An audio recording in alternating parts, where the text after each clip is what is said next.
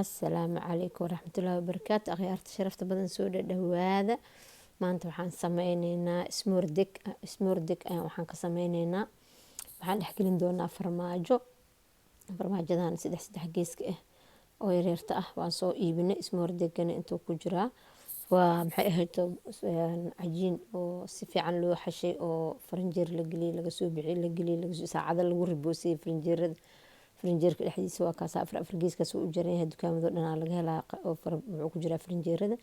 caanahaas macaanka ah isweed ama milk ku qoran ayaga xataa waa caano macaan. ismoordegina waa kaasaa. waxaan dhex gelin doonaa farmaajiinada yaryarta ah ama uustiga yaryarka ah, qofba si u yaqaano, ama jiis.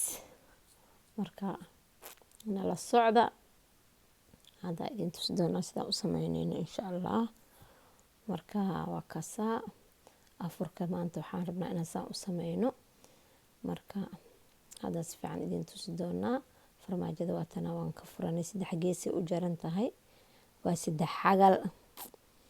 marka maxay ahayd xabada dhan aan dhex gelin doonaa. xabada dhan saas ku dhehaysaa, asagoo isku laabaysaa. waa cajiin oo jilcan oo micnaha fargeedadas lesaas ku dhehe waa iska xirmaya. marka afka saasaa ku xiray fargeedada, dhag ku siine wuu ka xirmayaa. marka afafka farmaajada jiiski ama uustiga qofba si u yaqaano na gudaha ku jirtaa.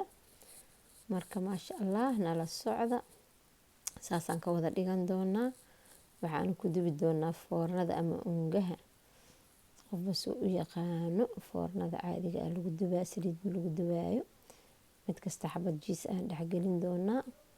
waxa lasoo gadoo diyaarsan waayo. maraa idin tusi doonaa bahalkan caadi anuu u sameynaya cajiinkiisa. cajiinka waqti badan uu qaadanaya maadaama aan soomanahay. waxaan is dhahay waqtiga riboose maxay ahayd waqtigaaga dhaqaaleysee aad ku riboosay sida ku seexatid. marka waa iska soo gatay maanta.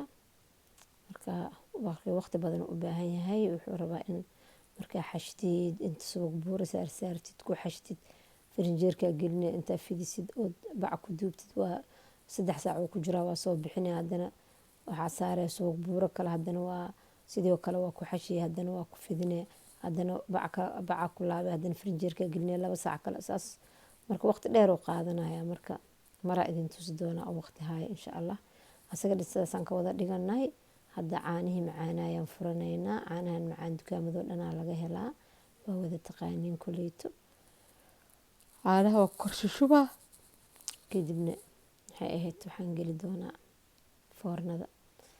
foornadan ku dubayaa. waa arki doontiin siduu u macaan yahay. kaale iska arag macaantaas. caanaha si kastay u macaan yihiin maadaama burka uusan ewel macaan lahayn, jiiskana uu jiis yaroo wax yar is dhanaan uu yahay, dhanaankiisa aan badnayn. haddana maxay ahayd caanahaas macaan badan oo aad ku dawaqaysid ama ku lalaboonaysidna ma noqon doono.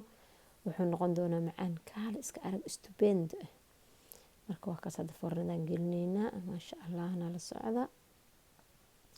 foornadan ku dubi doonaa. waa dibna waa kana waa kasoo bixinay foornada sidaas oo noo noqday. lagama sheekeyn karo macaantiisa. waa kaasaa xabadka loo foqsanaya, saxanka loo saaranaya, dhag iska cunle. waa farmaajadan dhexda kugu bisil.